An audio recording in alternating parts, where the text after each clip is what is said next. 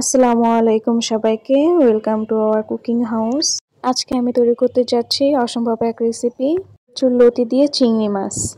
তাহলে চলেন রেসিপিটি শুরু করা যাক। প্রথমে আমি কড়াইতে কিছুটা পরিমাণ তেল দিয়ে নিয়েছি এবং তেলটি গরম হয়ে আসলে আমি এখানে পেঁয়াজ কুচি দিয়ে দিয়েছি। পেঁয়াজগুলো হালকা ভাজা হয়ে আসলে আমি এখানে কাঁচামরিচ কুচি দিয়ে দেব কিছুটা পরিমাণ। আমি এখানে 10টি কাঁচামরিচ মাঝখান থেকে চিড়ে তারপর দিয়ে দিয়েছি। এবার এই পেঁয়াজ ও কাঁচামরিচ ভালো করে ভেজে নেব। এবার আমি এখানে চিংড়ি মাছ দিয়ে দিব। আমাদের এখানে ছোট চিংড়ি মাছ পাওয়া যাচ্ছিল না, তাই আমি বড় চিংড়ি দিয়ে দিয়েছি। আপনারা চাইলে ছোট চিংড়ি মাছ দিয়েও রান্নাটা করতে পারেন। এবার আমি এই চিংড়ি মাছটাও ভালো মতন ভেজে নেব।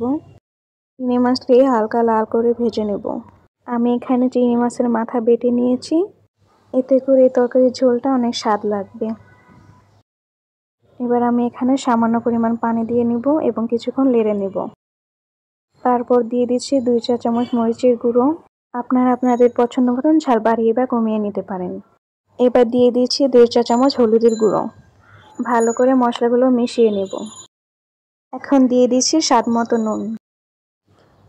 এবার এই মশলাগুলো ভালো মতন কষিয়ে নেব তেল ভেসে আসা পর্যন্ত। দেখুন মশলাগুলো থেকে তেল প্রায় ছেড়ে দিয়েছে। এই পর্যায়ে এখন আমি কচুরলতিগুলো দিয়ে দিব। কচুরলতি দেওয়ার পরে ভালো মতন মশলার সাথে মিশিয়ে নেব। কষিয়ে নেওয়া মশলার সাথে কচুরলতি ভালো মতন মিশানো হয়ে গেলে আমি ঢাকনা দিয়ে ঢেকে রাখবো 2 মিনিটের জন্য। 2 মিনিট পর ঢাকনা নামিয়ে নিচ্ছি। এবার এই লতিগুলো ভালো মতন নেড়ে নেব। তারপর এই লতির মধ্যে দিয়ে দিব পরিমাণ মতো পানি। পানি দেওয়ার পর ঢাকনা দিয়ে ঢেকে রাখবো 10 থেকে 12 মিনিটের জন্য। 12 মিনিট পর ঢাকনা নামিয়ে নিয়েছি। দেখুন আমার লতিগুলো 12 মিনিটে ভালো মতন সিদ্ধ হয়ে গিয়েছে। এবার আমি এগুলো হালকা নেড়ে চেড়ে তারপর নামিয়ে নেব। আমার এই রেসিপি আপনাদের কাছে কেমন লেগেছে অবশ্যই কমেন্ট বক্সে জানিয়ে যাবেন। ধন্যবাদ।